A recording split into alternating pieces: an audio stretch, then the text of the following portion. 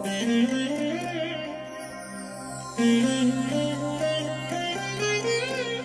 దినం పరము నుండి దిగివచ్చు మాట. ఇది నీ జీవితానికి వెలుగుల బాట, నీ ఒడిలో ఉంచబడిన దీవెనల మూట. మార్చి 11 సంవత్సరమంతా మీరు బైబిల్ చదివి ముగించడానికి ఈరోజు మీరు చదవలసిన లేఖన భాగము ఉదయం ద్వితీయోపదేశ కాండం 14-15 అధ్యాయములు, సాయంత్రం మార్కు సువార్త 12వ అధ్యాయము 28 నుండి 44 వరకు. ప్రియమైన దేవుని బిడ్డలారా, ఈ ఉదయకాల సమయంలో ప్రభు కృప మీకు తోడైనగాక. ఎలా ఉన్నారు? బాగున్నారా దేవుని బిడ్డలారా? దేవుని సన్నిధి మిమ్మల్ని బలపరుస్తుంది, ఆయన వాక్యం మిమ్మల్ని స్థిరపరుస్తుంది, ఆయన ఆత్మ మీకు ఒక మార్గాన్ని చూపిస్తుంది, ఆయన యొక్క అభిషేకం మీకు శక్తినిస్తుంది. మీరు అన్ని విషయములలో దేవుని వైపే చూడండి, ఆయన తట్టే తిరగండి, ఆయన కృపలో మీరు ముందుకు సాగండి, ఆయన మీదనే మీరు ఆనుకొనండి. మీరు ఎన్నడూ కూడా అవమానం పాలు కారు, నింద పాలు కారు.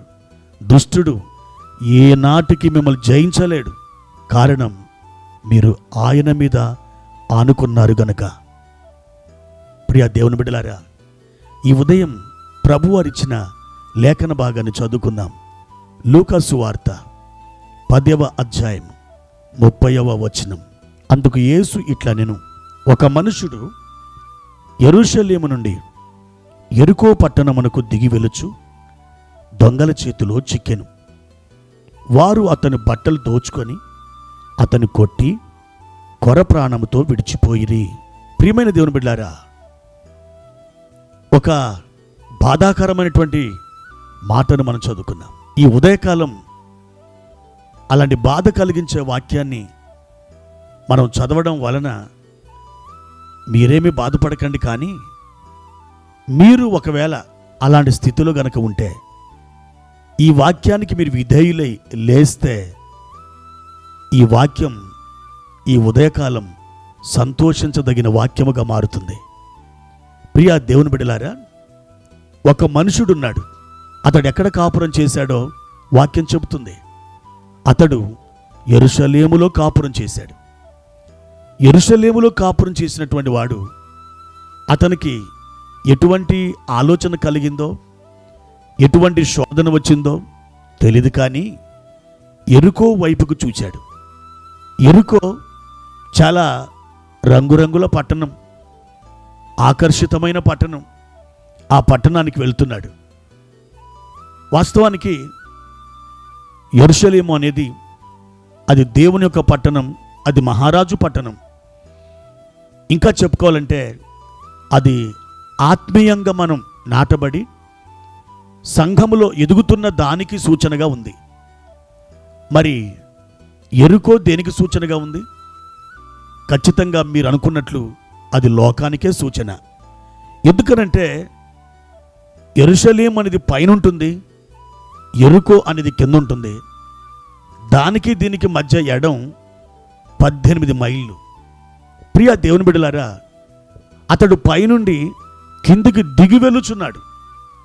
దిగి వెలుచున్నప్పుడే దొంగలు అతని మీద పడ్డారు, దోచుకున్నారు, కొట్టారు, కొర ప్రాణముతో వదిలిపెట్టారు. ఆ ప్రక్కకు అతన్ని త్రోసేసి వెళ్ళిపోయారు. ప్రియమైన దేవుని బిడ్డలారా, ఆత్మీయ ఉన్నతమైన శిఖరము నుండి దిగడం చాలా ఘోరమైన ప్రమాదం. ఏదేను వనము నుండి ఈనాటి దాకా మనిషి యొక్క దారి ఏమిటి తెలుసా? అదే దిగుడు దారి. దేవునికి దూరంగా దిగి దిగి దిగి వెళుతున్నాడు. అనుదినం యెరూషలేము వాస్తవ్యులైన సంఘముతో, విశ్వాసులతో, దేవుని ఆత్మతో, వాక్యముతో ఆనందించాల్సినటువంటి వాడు అది పోగొట్టుకున్నాడు. తన మనసులో ఏదో గుబులు మళ్ళింది. అతడు యెరికో వైపు తిరిగాడు. ఆ తర్వాత అతడు గాయపరచబడ్డాడు. ప్రియా దేవుని బిడ్డలారా, మరి మీ పరిస్థితి ఎలా ఉంది?